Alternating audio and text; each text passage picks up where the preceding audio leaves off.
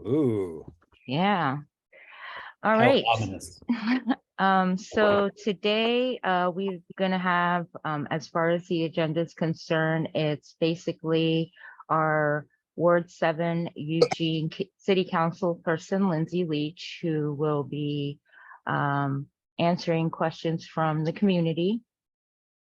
At 8:30, we are going to talk about a point of order and then the upcoming elections for the Whiteaker Community Council. And right now we've got room for public comment. If anybody wanted to say anything before I introduce Lyndsie, go ahead. Jane? Hey, do you notice those new signs on Blair saying crosswalk ahead coming up on 4th? I noticed them today. They went in today. I was so thrilled.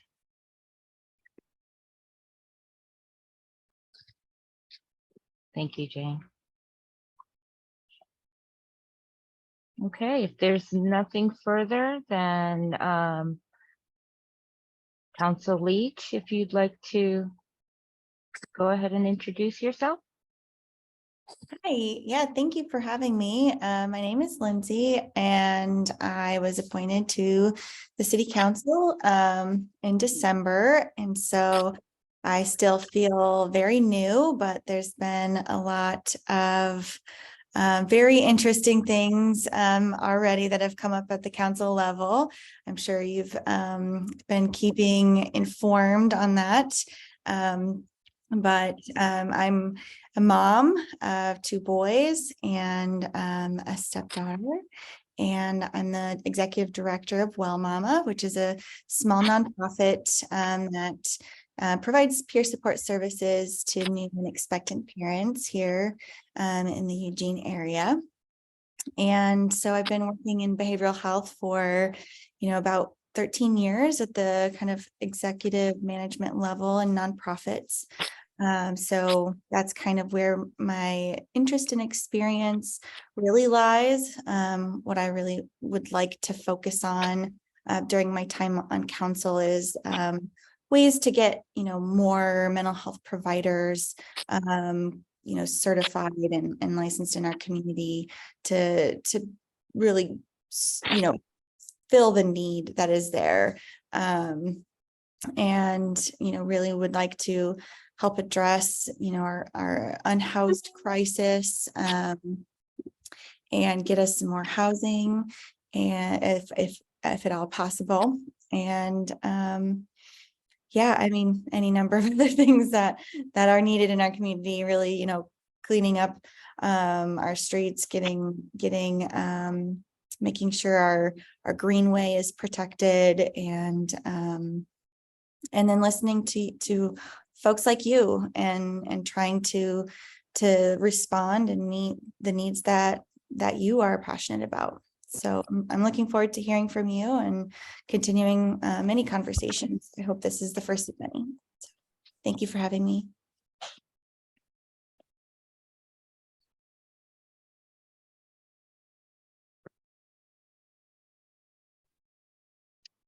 Does anybody have any questions for her or comments?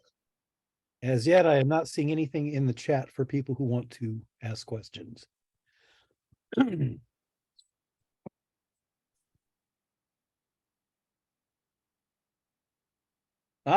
Travis says he would. Travis? Yeah, hi. You have 2 minutes, Travis, to ask a question. Hi, can you hear me? Yeah. Mm-hmm. Hi. I guess I assume that you drive through the Whiteaker. I heard you live on River Road. Welcome to Ward 7. I think that even though you've only been here about a year, I think the residents around here will bring you up to speed, and I'm encouraged about that. I'm wondering what you're going to do to advocate directly to council in some maybe a bullish advocacy for our neighborhood to clean up our tracks, clean up our streets, clean up our parks, get the incessant amount of trash that creates a public safety, a public health, a quality of life concern for all of us in the Whiteaker. And I wonder if you have any actual ideas on how to bring that to council, because I sure haven't heard the council talk about that in the last 2 years at all, not once. So that's my question. Yeah, no, that's an excellent question. I'm talking with Public Works. I've got meetings scheduled. I'm meeting with Kelly McIver and he's the housing response manager, and we're going to be doing a walkthrough of a bunch of different areas in the Whiteaker actually this Friday, and talking about what is it that I can do, what can we do together. We had a Parks and Rec levy conversation today, and the idea came up of funding it at a little bit higher level to have more staffing that would be able to help with additional safety and cleanup.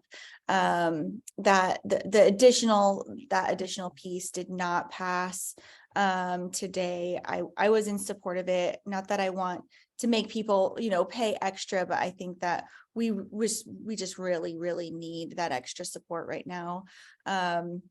I've been talking with, Chief Skinner and some of these other folks at the city to see what we can do. So I'm still learning what my role in that can be and how I can bring it to council, and how I can frame it in a way that's actually going to get something done. So to answer your question, I don't quite know yet, but I do know that it is a problem. I'm very much wanting to do something about it. I do think it is a public safety issue, and just, an aesthetic issue as well. We want to live in a beautiful place, and I think the Whiteaker has not gotten the attention that it deserves over the last years. So if you have, specific pieces to that, I'm really happy to continue that conversation. And if you have areas that you'd like to point me to, I'm in and out of the Whiteaker all the time. I've been looking at, the tracks, and it's absolutely something that needs to be addressed. So yeah, I'm sorry that I don't have a better answer. I want to be able to this is exactly what I'm doing and it's going to be fixed by this date. I don't have that quite yet, but do know that it is on, one of my top priorities. Okay, thank you. The one last little piece in terms of. You need to put your name back in the queue for Oh, follow-up okay, thank you. question. Steve O's next. You got 2 minutes, Steve? Hi, friends. Can everybody hear me? Yep. Hi, neighbors. I'm Steve O, and I don't do much on the internet, but I came onto this to voice my opinion. And thank you for your question, Travis. I agree. I've been in the thick of the problem over here on Railroad Boulevard between Van Buren and Chambers-ish, Alex's garage area. Right across the tracks from me has, on several instances over the last few years, but it's got increasingly disastrous. They stack up, and then sometimes they clean them out after enough complaining.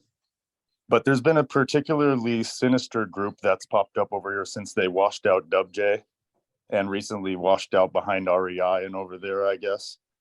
And this has all been flooded down here in the last 3 weeks. And we've been calling to voice safety concerns because I have 3 children, 2 small daughters that are petrified right now because we woke up at 6 a.m. on Saturday, someone in our kitchen. And it's someone that's been tented directly across the street from us, watching us. My wife's been creeped out. We've called the police several times. We called the police auditor. They treat us like we're a crying wolf. And is somebody actually committing a crime? Sarcasm. And this one guy that ended up in my house on Saturday has been watching and watching to the point that my wife left this weekend to go stay with my sister because she was scared and they wouldn't do anything about it because he hadn't committed any crimes. He ended up in my house on Saturday morning. And now my family's back from my sister's house. My girls are petrified. The guy that was in my house was out on Monday and back in a tent across the street from my house. It's been a nightmare. And this is to not even mention the trash, the shooting up and vomiting and people pooping and peeing, everything that they see here on a regular basis. And I start to feel helpless because I've been trying to find out. I found out you guys were meeting on this thing. I don't do Zoom. This is my first Zoom meeting. Forgive me for not being familiar with how to push the buttons, but Steve-O, I'm so sorry. You've got a great story, but your 2 minutes is up. thank you for your time and blessings to all of you neighbors. Yeah, thank you, Steve-O. I'm really sorry that you've experienced that. Nobody should have, intruders into your home. And let, I will talk to staff and see what it is that I can do. I can help, I can send you forms to fill out.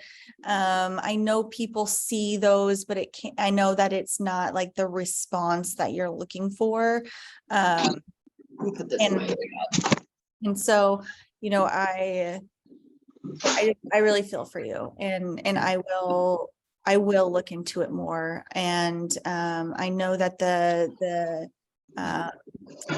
service officers are doing a better job. I know it's not a perfect job by any means. It's a very complicated issue where we're running up against, state and federal laws that are limiting some of our capacity to move these people.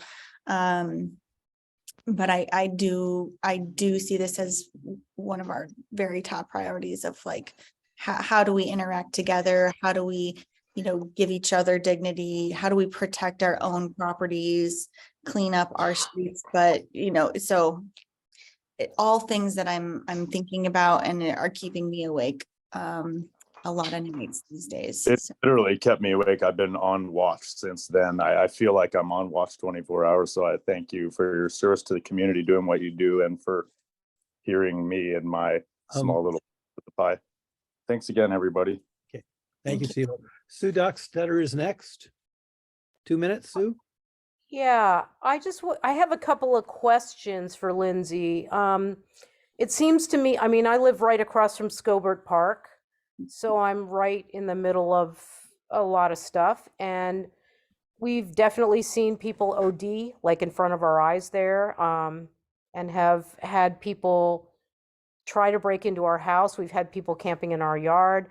But I'm just curious, I've heard some things like clean up the streets and move people along, and you're contacting Chief Skinner, and I'm just curious, why is it that you think that policing is the answer to what I think of as social problems?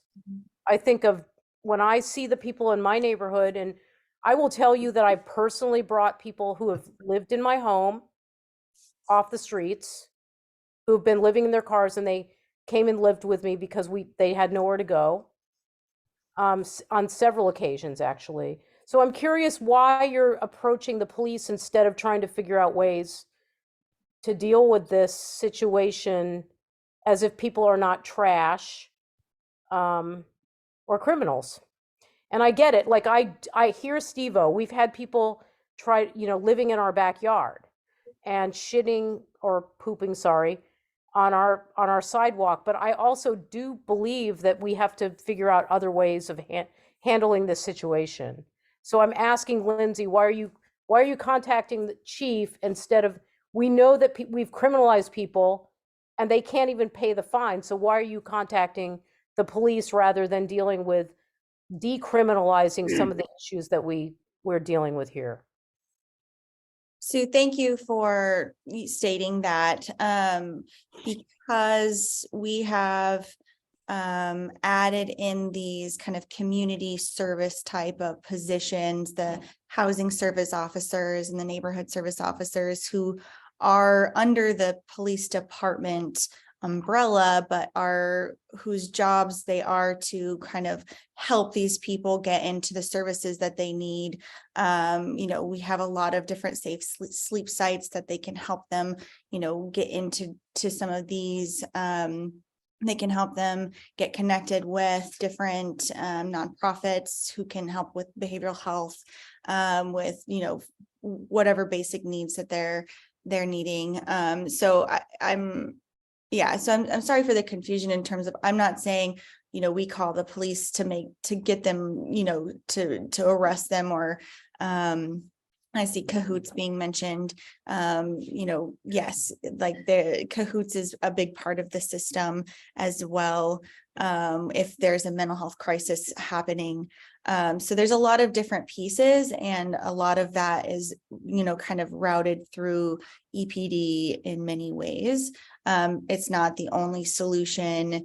And there's, 100 different parts of our community that are addressing this issue. And I definitely believe that we need to be communicating with each other more, collaborating with each other more. I just did a tour this week at Everyone Village, which is up off of West 11th.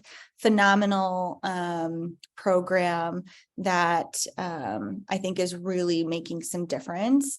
And to speak to, your kind of your mentality, which is really giving these people an opportunity to get better, heal, recover, and then even give back to the community. And so that's the kind of thing that I want to see. And so I think we need to all work together, and we need to combine all of these pieces and keep communicating. Cheryl, your 2 minutes are available. Thank you. Councilor Leech, thank you for being here and for responding. I know a lot of us have concerns, and it's so important to have your voice and for you to be an advocate to the council. And first off, I'd like to invite you to come visit the mission and see what we're doing. I'd like to follow up on Travis's comments, just so more or less to equip you with some details to take to the council regarding what I consider a pretty serious environmental situation that puts our guests, the children, the community's children at risk, as well as our environment. I'm doing the budget, and I added up how much we've paid just in dump fees for picking up trash and taking it there. I'm not talking about staff time, volunteer time, gas, or anything. Just our dump fees for items that we have, garbage that we've picked up in the Whiteaker neighborhood. And it's nearly $80,000. And we receive no government funds. And these are items that are creating a hazard, a safety hazard for our entire community. And I think the council needs to treat it as a serious situation that it is. We're not attacking anyone. This debris is creating a hazard for everyone. So thank you. Thank you, Cheryl. I will keep looking into it. I will see what I can do. And I would love to come to the mission. I am not seeing any members of the general public wanting to ask any questions in the chat. So we do have a board member, that's Thea. So Thea, your 2 minutes is available. Lyndsie, thank you for being here tonight. And I wanted to let Steve-O and everyone on tonight know that I did speak with Union Pacific police officer over the trash and over the safety of the people that are living along the railroad tracks right now. And that we did have a citizen that piled up all the trash on Washington 3 weeks ago, and it still has not been picked up. Lyndsie, I apologize. I did not include you in the email, but I will send you a copy of it tomorrow. But Margaret Mazzata reached out today because it has become quite a safety concern. She's going to be getting the housing officers along with Cahoots and some other groups together to go see if they can get some help out there. I'll keep you posted. I have stepped back for a little bit. For the last couple of weeks, I've been taking care of my own health. but today I couldn't do it anymore. I just went by and I went, this has been 3 weeks of trash piling up and people's safety issues. So EPD, city manager's office, Kelly McIver, who is part of the housing officers and the neighborhood officers, and Matt Rodriguez were all put together in a letter along with Union Pacific. And basically we have been passing it back and forth. And Union Pacific says they have no money. So I just want to let for cleanup. And they told us they were going to clean it up and make it a little bit more safe. So that went away. But thank you, Lyndsie, for being here. Anything I can do to help you, let me know. Thank you, folks. Thank you, Thea. I'm seeing Travis as next. Travis?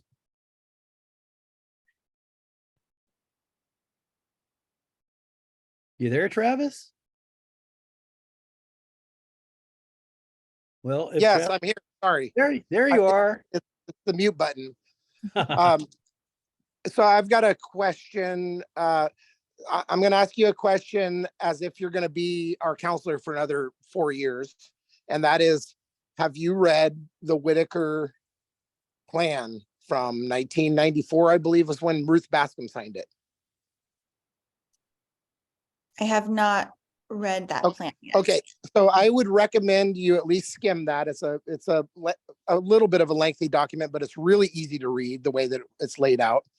And I'd like you to take note on the successes that we've had as a neighborhood since 1994, and then the utter failures we've had on adhering to that plan from 1994.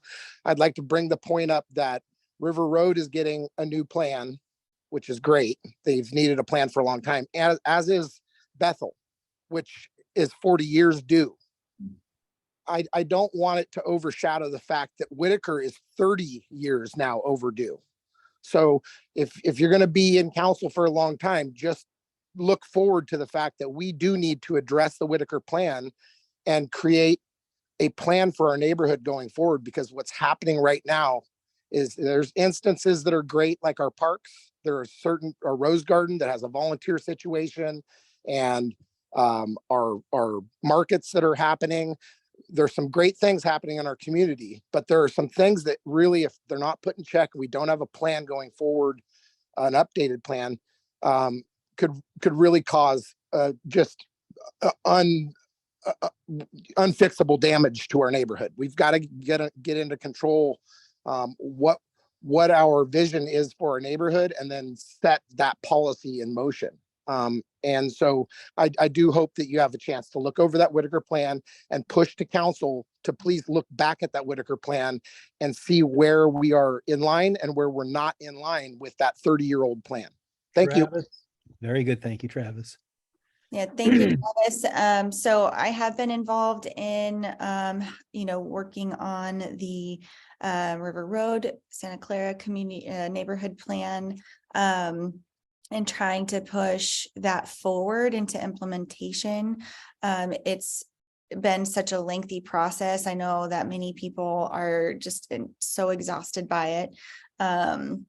Because it was, had a lot of momentum right before the pandemic. Pandemic came, everything kind of shut down for a while. And we're just now kind of getting back into trying to implement that plan. My understanding from the city staff and the planning and development departments is that, they're going to try to implement what they can of that plan.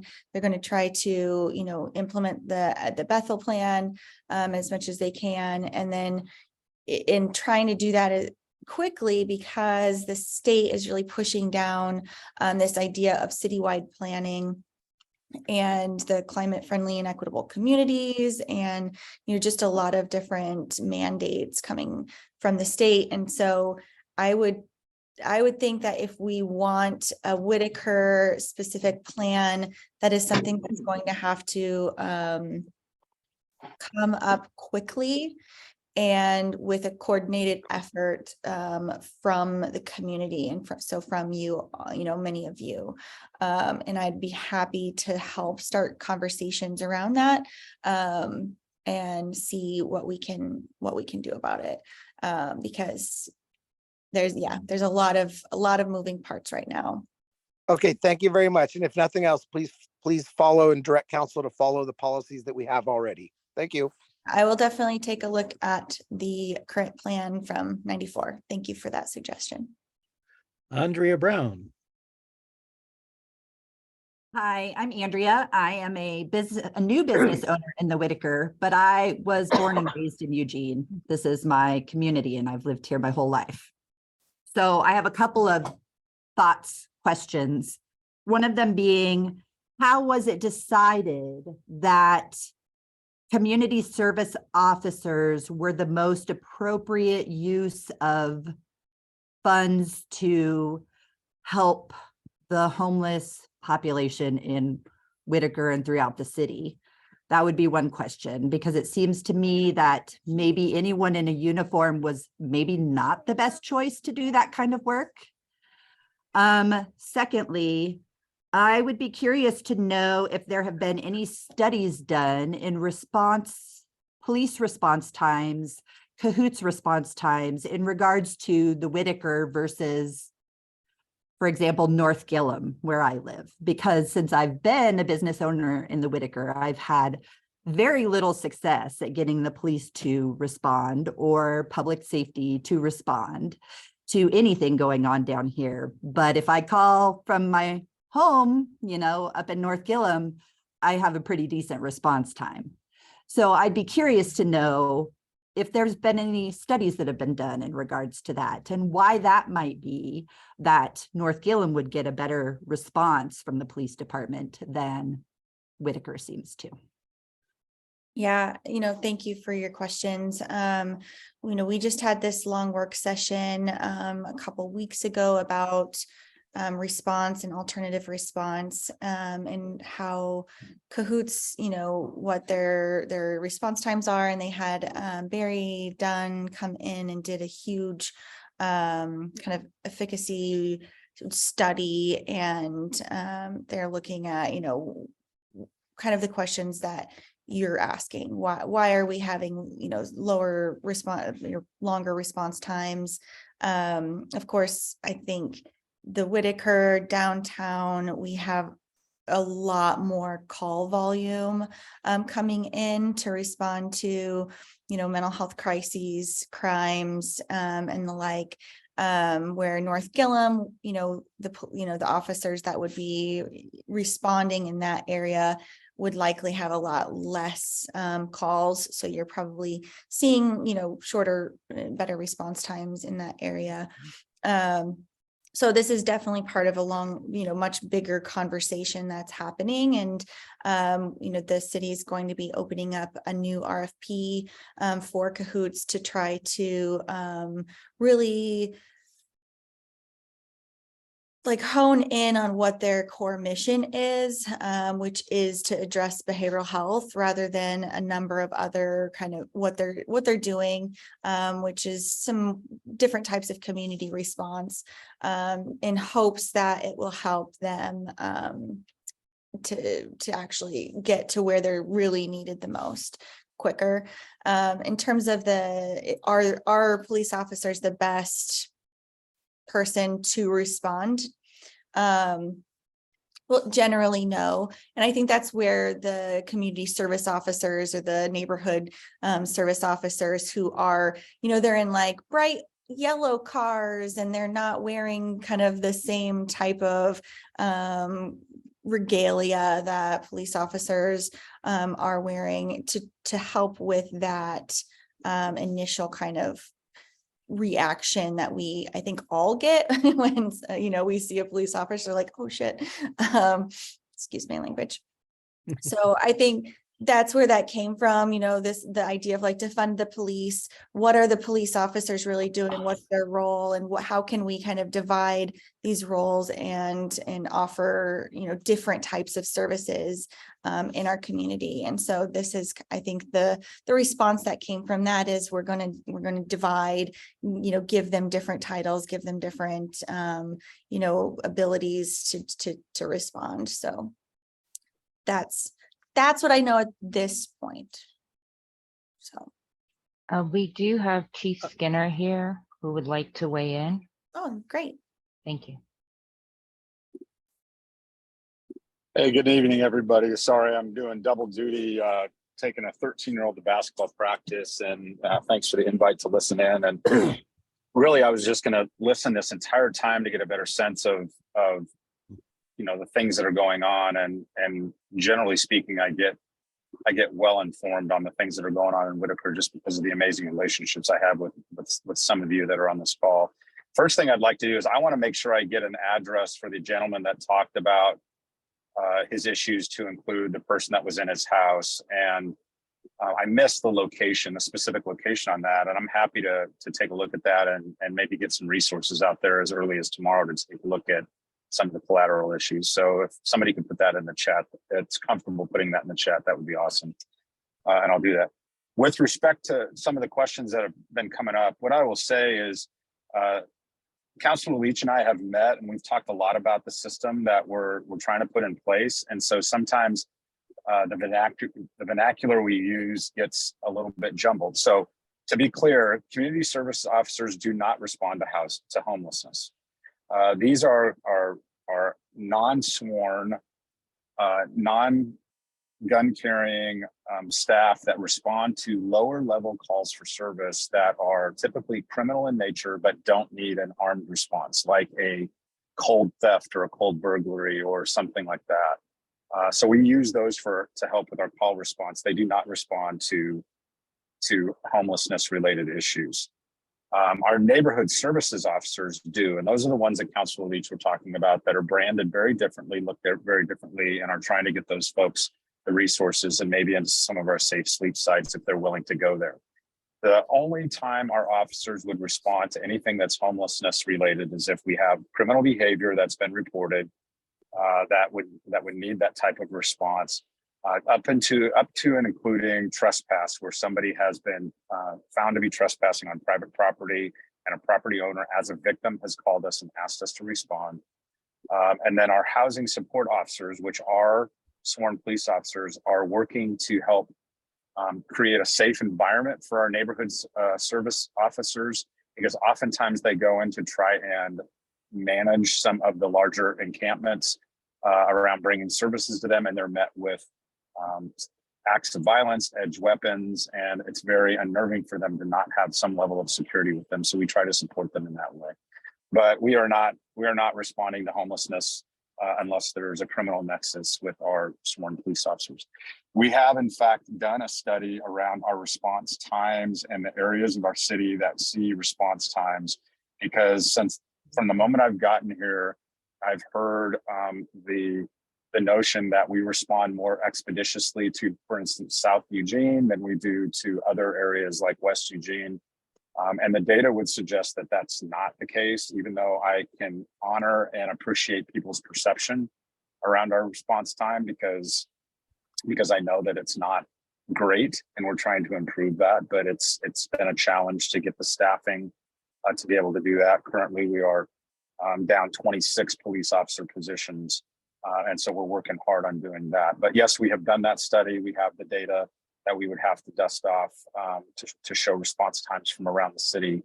And really the response time is predicated on the priority of the call and the way that it's communicated to our dispatchers that prioritize that call. And that's a very difficult process to explain, but many of you that have been in this space understand kind of how the competing priorities have a tendency to be a challenge for us. So I'm going to stop there. I'm not going to say anything else. I just wanted to bring some context to that and just let you know that I appreciate everyone's perspective. And the reason I listen to these things and enjoy getting invited to these things is we want to try and deliver a better product tomorrow than we are today and into the future. So I appreciate everybody on this call and the commitment you have to wanting to be a better Eugene. Thank you, Chief Skinner. Stephen is next. Stephen, you have 2 minutes. Lyndsie, thank you so much for coming to our meeting this evening. It's excellent to meet you. I wondered if you had any thoughts about the history of your district, where most of it has been a sacrifice zone for the development of heavy industry over the decades. Beyond Toxics has spearheading proposals for a public health overlay zone. Wondered if you had any comments on being, for us downwinders, we're downwind and downstreamers of much of the pollution that's generated in West Eugene. Your thoughts on public health overlay zones? Thank you. Thank you for your question, Stephen. I have met with Beyond Toxics. Actually, they came into my house the other day and filmed my gas stove, which was kind of fun. Generally supportive of the public health overlay zone. I think, you know, as we've built our city around a lot of the industrial, you know, complexes and added them into some of these areas, we did so, you know, sometimes before we really knew what kind of pollution that they were putting into our air, into our soil. You know, we know J.H. Baxter, what the result of that has been, and you know, serious poisons that are in our soils, in areas that, you know, I used to live in, over on kind of that rural area. And so, you know, I'm still learning more about what that looks like and how we can do that, and what steps that we need to take. You know, I think, you know, still finding out what's kind of possible in terms of, you know, how do we want to, and how do we limit industry, but also how do we, you know, grow our economy and make sure that we are a viable city. But certainly I think some of those more toxic types of business have a better location kind of farther away from our residential areas. We don't need to be breathing or eating that. So Thank you. I'm not seeing any more of the general public asking to ask questions, so I'm going back to board members. And the first one is, I see Dilenia, you got 2 minutes. Thank you, Anand. Lyndsie, my question is, the city is responsible to keep us clean and safe. What steps are you guys planning to work with the county, who's actually responsible for the welfare of the people? yeah, I mean, I've brought this up that I don't feel like we're communicating enough with the county. You know, I am really, you know, for me, it's behavioral health is my field of expertise. And I think, you know, we're doing pieces of that, but the county is really in charge of that. But how are we communicating? When we were going through that alternative response work session, I said, you know, why is this? Like, when us as the public, we don't care who's doing it. We don't care if it's the city or the county. We just want it to happen.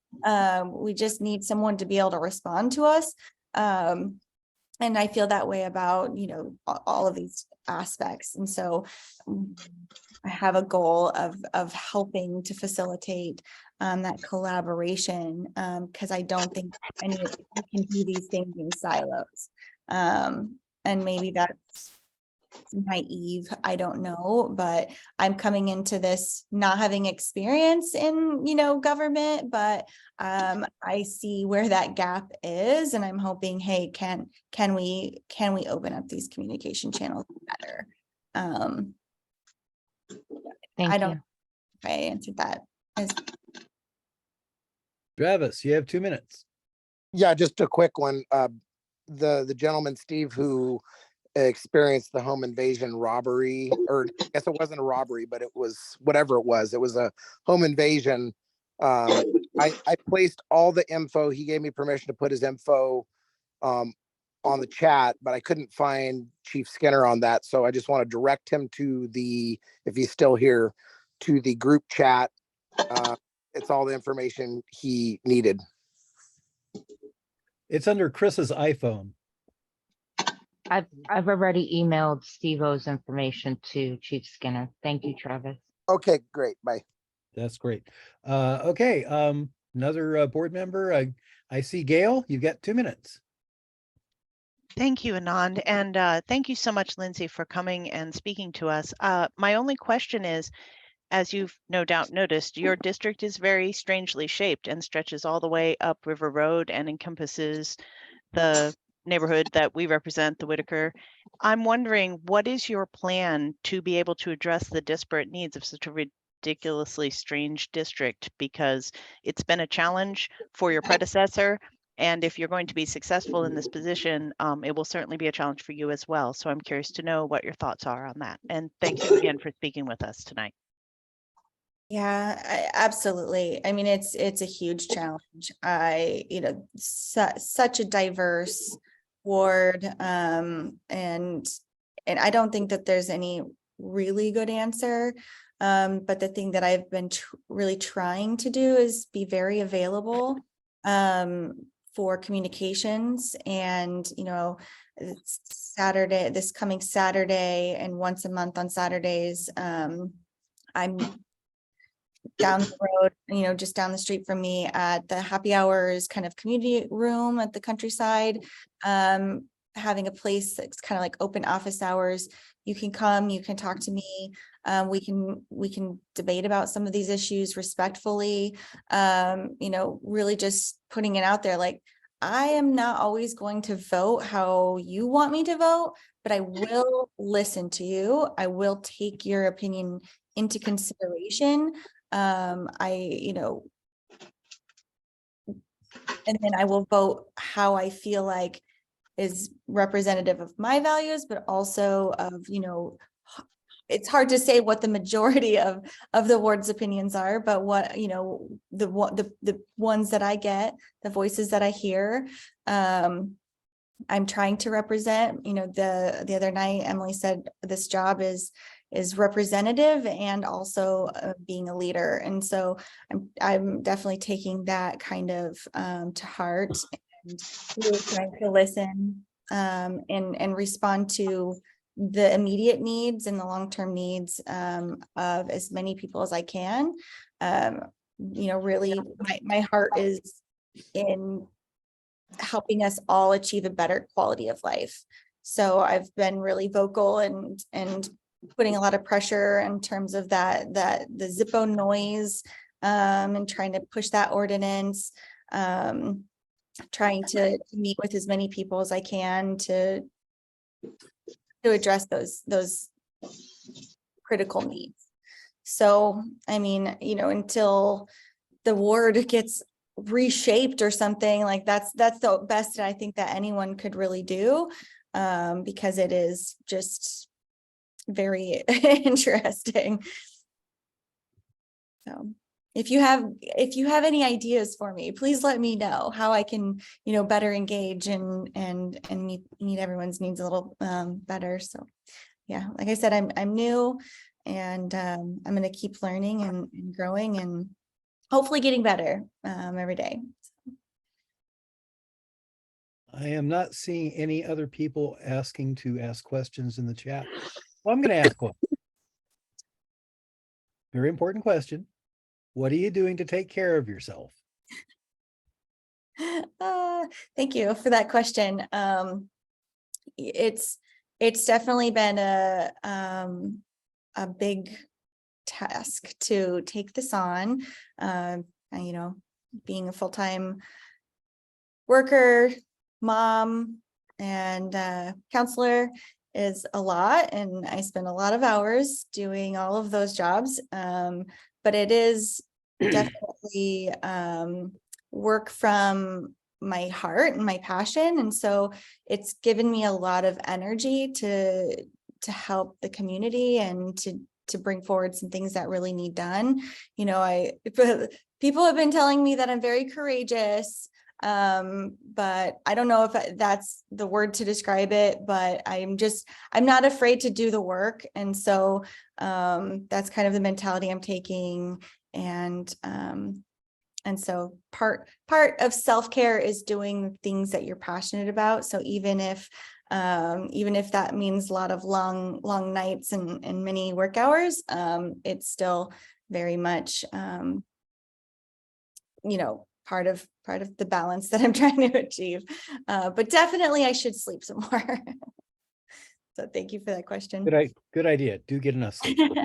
All right. No, go ahead. I'm seeing Derek is asking when I am available to talk at the Countryside. I will be there from noon to about 2. We will be, just we'll order ourselves some lunch. We'll sit, we'll eat together, talk together, and hopefully come up with some good ideas. Brad, On we'll get Saturday the 11th. So Eve is not on the board, so she is going to be going first. Eve, you have 2 minutes. Oh, hello, everyone. Eve Gray. I'm the Director of Health and Human Services for Lane County, and I appreciate all the thoughts and perspectives. I'm really here to listen for tonight and to gather your input. We are working through, as many of you I'm sure have heard, the governor's declaration of an emergency related to homelessness. And as the continuum of care, the county will be the agency that is working with emergency response, and all of our local municipalities and nonprofits to help coordinate a response. We have a meeting on Friday where we'll be kicking off that work. And we also, of course, collaborate. We do collaborate with the city on several issues pretty closely, more so with mobile crisis recently, but I would say with homelessness for a longer period of time. So I'm happy to have any offline conversations with anyone who is wanting to just explore that a little bit more, or other ways that we can engage, be involved, and how we are providing services today, as well as visioning that for the future, as hopefully we have some additional resources coming to bear to help with the crisis that we're facing in our community. So thank you for having me here, and thank you for the opportunity to hear your thoughts and input. Thank you, Eve. Let's see. Brad, you've got 2 minutes. Okay. Lyndsie, thanks for taking on this task. It's often been thankless for your predecessors. I hope you succeed in it. You mentioned climate change. You mentioned equity, and we have something that really ties those together. And we have the chief of police here, who's also a part of that. What I'm going to discuss.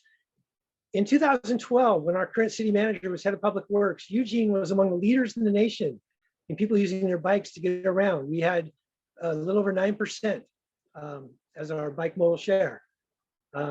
Just before the pandemic, that had fallen to half of that level. We led the nation in decline. I don't know what's happened with it since the pandemic, because I think the numbers are a little less reliable. At the same time, your predecessor was involved in passing a Vision Zero plan with the city. And it was implemented just prior to the pandemic. And just prior to the pandemic, the first thing we saw under this police chief was a doubling of the slaughter of pedestrians and cyclists. I think that's partly an explanation for why so few people are walking and riding bikes now. If you look out on our streets, you will see people, the average speed on Railroad and West First is about 15 miles an hour over the posted speed limit. It's not going well. The person in charge of traffic patrol says he can't do that job. It can't get done here. He needs public works to help him to make the roads hardened so the motorists can't kill people and intimidate people so badly. It costs about $10,000 on average to own and operate a motor vehicle. If we make it too unsafe to walk and ride bikes, we are dooming people to paying that money. Just before the pandemic, the median income in the Whiteaker for a household was under $25,000. You can see where that hits equity. So I'm going to ask you to really take this on. This is an equity and climate issue. The number one source of emissions in Eugene are cars. We got to get those things out of here. Thank you. Good timing, Brad. Thank you, Brad. Yes, I will be looking into that further. Bike lanes, protected bike lanes, are really important for our future, not, you know, in like you say, in an equity way of using that as transportation. And just in general, for all of us to enjoy. So I will, thank you. Saoirse, you got your 2 minutes. Hi, thank you so much. And thank you for being here, Councilor Leech. It is great to see you again, and I'm glad to have you here. My question for today is focused on how or what you are planning, how you are planning to represent and direct investment, structural investment into the Whiteaker. I think that it's come up in some conversations tonight, but we are working against some barriers that other wards aren't necessarily working against in the same type of way. We are backed right up against the industrial side of Eugene.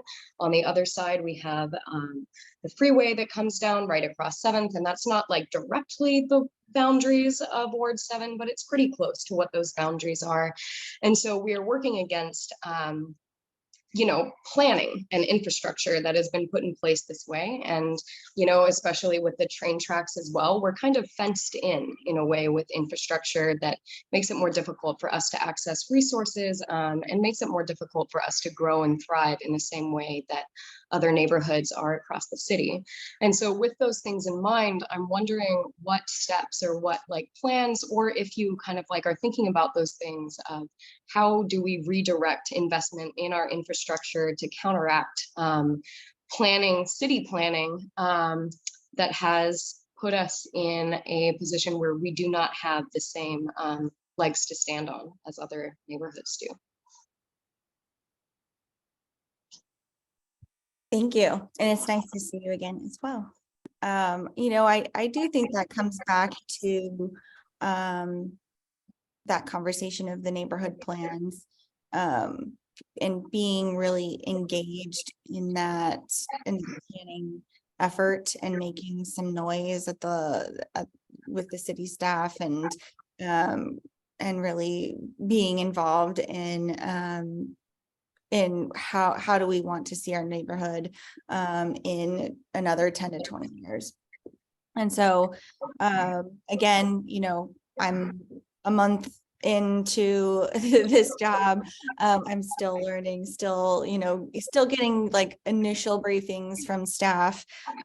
So it's not something I can answer probably in a way that you want me to answer, but something that I can absolutely investigate more into, and then come back, you know, each month and continue this conversation.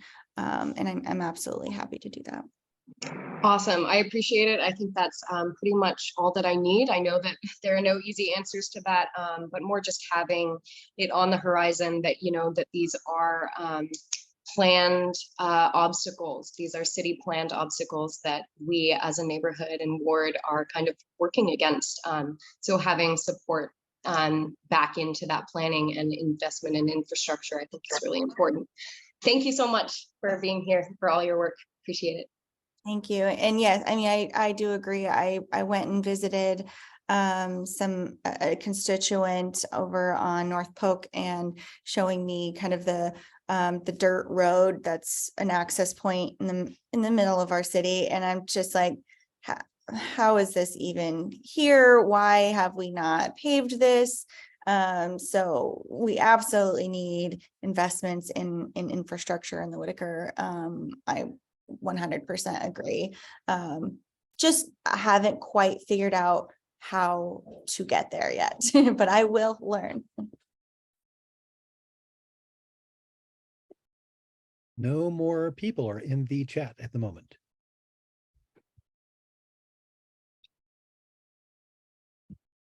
I know. Excuse me. No, Travis. Hey, Travis. You are so cute as a dog. Much cuter than what I look like in person. Oh, now don't go putting yourself down. Well, look at that dog. Anyway, Anyway, yeah, it's hard to argue with that. I thought I'd just clear something up about gravel roads. Some of us like gravel roads. That's number one. Number two, the city requires homeowners to pay for the paving of roads. So just to make that very clear, the gravel roads in the Whiteaker are gravel because the city won't pay for they will not pave them. And also because some people actually like gravel roads. That's it. Thought I'd let you know. Thank you for that perspective. I appreciate that.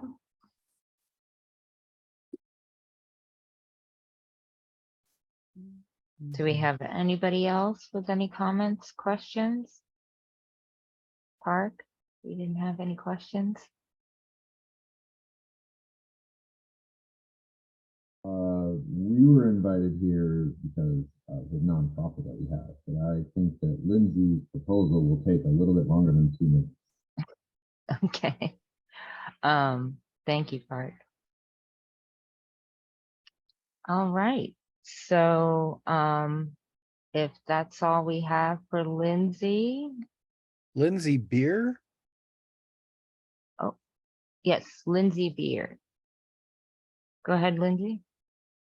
Hi, hey, sorry, I was direct messaging everybody because as Park was saying, my point might take more than just 2 minutes, but I did let Lyndsie know and Eve as well that we are a nonprofit company that has been providing support to the homeless population. We are trained, to work with de-escalation and trauma-informed care specifically. Another thing we're working on getting trained for our medical assistants is peer support services. We provide not only physical health support, but now we have created a mental health support program into our which is new. We just recently added this in. We have a full support with Laurel Hill working with us as well as other therapists. And so we're really excited to add that to IHAC. We can, we provide the social services aspect as well to the community. The point of our company right now is to try to get out there as a mobile outreach and provide a solution to help help the population, stabilize their health, mental, physical, wherever we can, in whatever way we can get to them. So that's where our company is right now. I've been networking an awful lot. Trillium's working on possibly discussion about impaneling the homeless population to our company. So we would be their PCP since it's so difficult for them to get to people. I think if we were able to help them stabilize, we might have, we might be able to have a better, I guess, I don't know the word I'm looking for, a better outcome with when we get the housing piece, when it's all added together. It provides that, that long-term kind of rehabilitation, stabilization is what we're going for. So that is something that we can offer. We're just having a hard time trying to find out. Right now we're smaller, we've only been operating for 1.5 years. We've had a couple of contracts, but we are still working on getting, the bank with grant money and things like that. So we right now need contract work. We need help finding funding to be able to put our people to work, but we have a team ready to go and make a difference. So that's kind of where we're at. Wow. Within the 2 minutes. Well done. Thanks. Yeah, thank you, Lyndsie. I did respond just saying, let's set something up. Would like to talk more about that. Awesome. Thank you.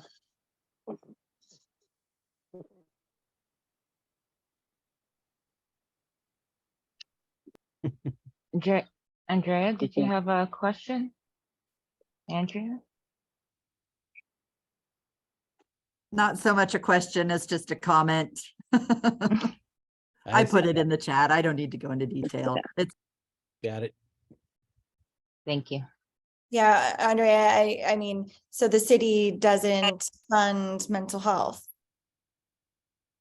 And that's the short answer, and not something that I necessarily believe in, but under the purview of Lane County does fund programs like this one, and has many contracts with mental health providers. So just, the way the system interacts. Maybe it should start. I agree. All right. And if there's nothing else, I'm just gonna check both screens, make sure we don't have anybody else. Thank you, Lyndsie, for coming in today and answering some questions for us and listening to us. Again, hopefully we can get together and get Lane County and the city working together so it doesn't all fall on the city. Again, we all know that the welfare of the people is Lane County. Hopefully that we can get them to, get started. I know they're under pressure also. I've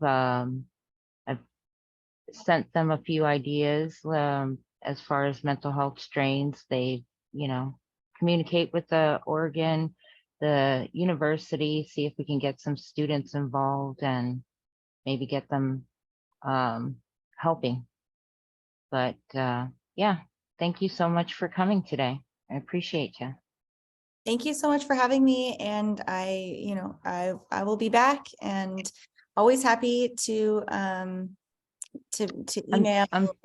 I'm sorry, there's one more question. Linda, did you want to go ahead? Yes. Sorry, she joined a little late.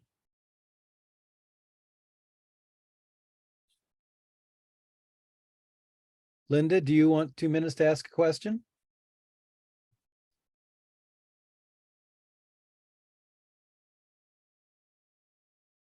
User error. User error. Okay. Okay. I have one last thing to say before you go. I expect you to keep to your promise to get more sleep. I'll do my best. Thank you. Right. Thank you so much, everyone. Take care and good luck with the rest of your meeting. Thank you. All right, on to the next item. There was it's just a point of order really quick. I had nominated on the January 11th meeting, the general meeting, I nominated Dennis Ramsay for chair.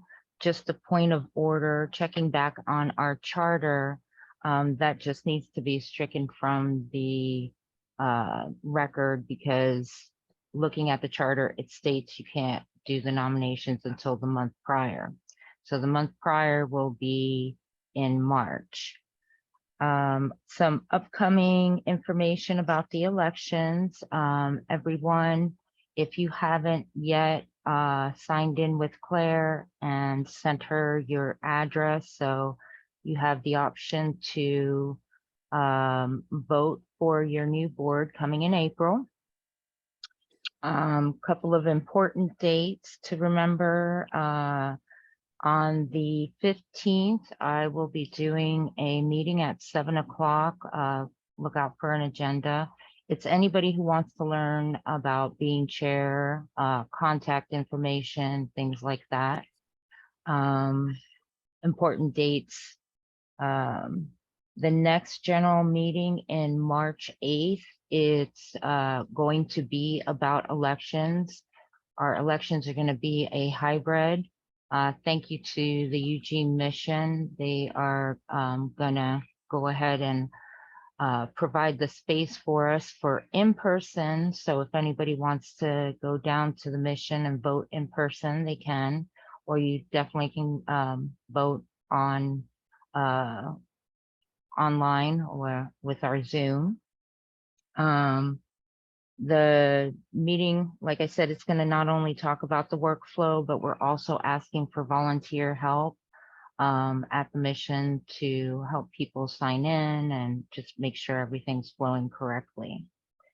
And then also, I wanted to make a motion that on April 12th for the elections, myself and a few other officers have been asked by several community members to start meeting in person. I think the elections would be a great place to ask the community if they want to start meeting in person. So my motion is for to put on the ballot in addition for the neighborhood to decide whether the WCC general meeting should start back up in person or if they should stay in Zoom. I'll second that. Thank you. And all those for?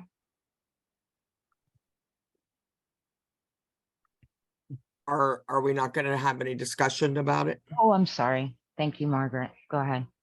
Well, are you, and you'll have to pardon me, like I said, when we first started, I had a dentist appointment this morning. I So, gotcha. well, actually it was like 4. Anyways, it's been a really long month already.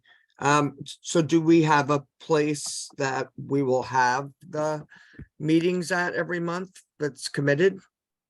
Yes, I can't remember her name right now. Oh, Janet Ayers. She has talked to the board at Head Start. So they said that they could start up whenever they want. Okay, so we'll just go back to the building that we were at before. Correct. Okay. And I'm not opposed to having meetings in person and having that option available. However, one thing I think that would be important to consider would be we know that you're not running for chair again. So in some ways, I think it would be better to wait until we have a new board and see how they want to handle that. I mean, I'm all up for putting it up for a vote and seeing what people think. I think that that's a great thing to do. But as far as the responsibilities of it and what's entailed, I think that we would want to make sure that we had all of those covered before we agreed to make that happen. Does that make sense? It does make sense. Thank you. So that's just something to consider. Dr. Sue would like to say something? Yeah, I just was hoping that maybe you could have a Zoom option so that people with who are immunocompromised can attend. There are folks that are immunocompromised in the community, and being in a public meeting might not be an option for them. Yeah, the actual motion is just to put it on the ballot so the community themselves can make the decision. To put it on the voting ballot, like Yeah. as we're voting for board members? Correct. Gail has a question or a statement? Yeah, I just wanted to say that I'm inclined to agree with Margaret that I think this is a question that is better taken up by the new board, and that it's muddying the waters for our election, which is already challenging enough. So I personally don't think that this is the appropriate time to bring this question to the community, although certainly there are obviously a lot of perspectives on what the right choices are. So that's my feeling. Claire? Yeah, I'm gonna just also throw my hat in for waiting for a new board for this, especially because a lot of in-person meetings, and I'm guessing it would not be strictly in person because that would leave out a huge part of our community who, like Sue mentioned, are immunocompromised or otherwise unable to attend in person. So there's that, but with hybrid meetings, someone has to be there running the thing. So unless Head Start Building comes with their own set of tech team and the technology to successfully run a hybrid meeting, I won't go into this too far because I think my first point encompasses what I'm trying to say, which is we should wait, but that presents some challenges that I don't want to sign a new board up for without them getting to talk about it. Brad? Yeah, I'm so on board with what Claire and Gail said that it's hard to add anything else. But I think a little bit of context is in order here. It's not just that we have clinically vulnerable people who are at risk by meeting in person. We are right now, for the past 200 days, America has seen 1,000 excess deaths a day. That is an incredibly non-trivial matter. We are still in the midst of a raging pandemic. It's immune dysregulating. It shrinks your brain. It does things to your reproductive system you don't even want to talk about. Yeah, this is a really bad time to even broach the topic of getting there and raw dog and air together. And to do it without already having set up a remote option really excludes a huge chunk of our community in a way I think is just incredibly unfair. Thank you. I actually would like to step in here and make a suggestion. I would like to offer a friendly amendment to this, and you know what? I take it back. I don't. I'm sorry. It thought. No, I'm just going to shut up. That's what I'm going to do. Cindy put some information in there as far as the city has equipment to support hybrid meetings. Wi-Fi is needed, however. I guess, you know, wait a minute, there's a bunch of people coming in. Travis, did you want to say something? It was a joke. He was Oh, being gotcha. sarcastic.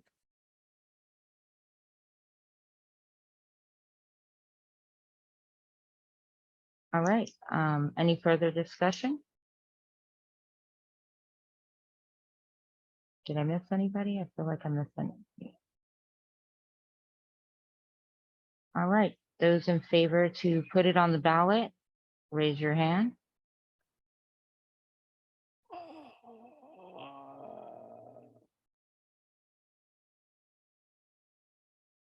Wait 2 seconds. Awesome. Just for, this is Claire, I'm taking notes, just for point of order, was that Dilenia motioned, Jen seconded, and then no one voted for it? Correct. Thank you. Yes, nobody voted for it. I was looking for it. And those opposed? Or, yeah, opposed?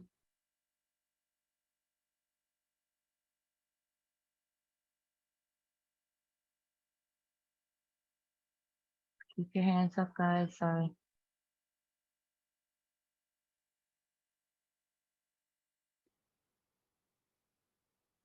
Okay, any sustained?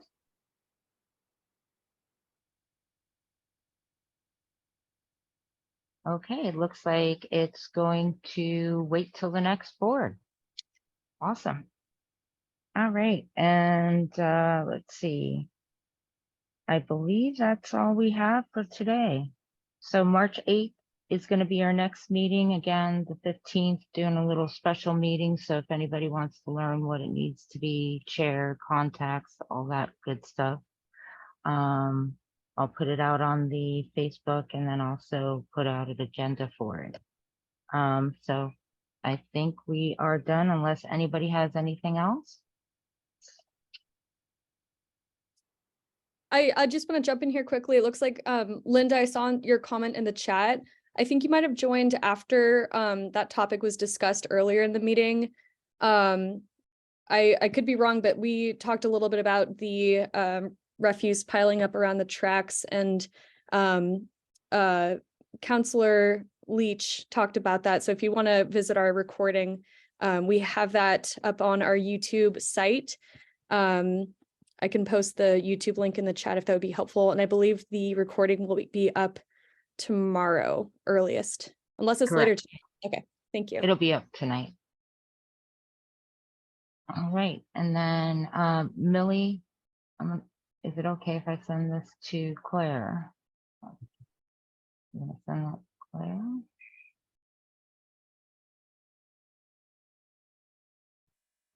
All right, everybody. It looks like Margaret has something to say. Oh, sorry, Yeah, Margaret. I just have a quick question. Dilenia, who is it that's been in contact with Head Start? Because I know that we have been working and trying to figure that out and get our stuff. And so who is our who from the board is in contact with whoever is at Head Start that we've been talking to? It's not anybody on the board. Dennis Ramsay was supposed to contact the director, but there was Janet Ayers, and she's a community member who reached out and was asking why we weren't, well, one of the community members who reached out recently and asked why we weren't meeting in person. And I let her know about the trouble that we were having getting back into the building. And she made contact with Melissa at Head Start, which is at the main office. And she's the one who said that they're ready to rock and roll. That's fantastic. And that's fantastic that we had a community member do that. Yeah. And we, and so you are talking with her then? Correct. Okay. Okay, great. I just wanted to make sure that we keep that channel open. Yep. And I will pass her information on to, I believe Dennis has her information. I kind of made them touch contact, but yeah. Do you know, did we, I know, what was his name? Who was the vice chair? He didn't come to many meetings, so. Dan. Oh, Dan. Dan, and I know that Dan had a lot of the records that were stored there, and I think that he took some of them home. Did we get, just because we're on the topic, did we get it, all of that stuff back? Not to my knowledge, but we can have somebody reach out to him. Yeah, it would be nice to, because I know he was working on archiving stuff and had stated that he would continue to do that, but that was the last that I ever heard or we ever talked about it, and it would be a shame to lose all of that stuff. Thank you, Margaret. Thank you. I know that the last person to reach out, correct me if I'm wrong, was Claire. Yeah, that was me. I sent Dan an email and I did not hear back. I don't recall that he took anything home, at least from what he told me, but of course that could have happened. I just maybe wasn't in the conversation. But I know that there were boxes and boxes of documents in there. And I agree. It would be a shame to lose that stuff. This, is probably a conversation for another time, but I would love to see some kind of library sciences master's student do some kind of historical scanning of all those documents and something like that. We got to keep our history alive here. So that's great. And Claire, would you, if it's okay for me asking, would you mind reaching back out to him and seeing what we need to do to get the work that he did do and making sure that we had all the records? Yeah, not at all. I'm not sure that I'll get a response. So if anyone is friends with Dan IRL, then that might be better because I only have an email. But I do know where he lives just from walking by during Whiteaker block party. I mean, I could be neighborly and send him a letter. Who knows? But yes, I will reach out once again. Thank you very much. All right. Well, thank you everybody for coming tonight, and you have a great night. And it should be up on our YouTube channel in about a couple of hours. Thanks, everybody. Thanks for pairing me up for doing things.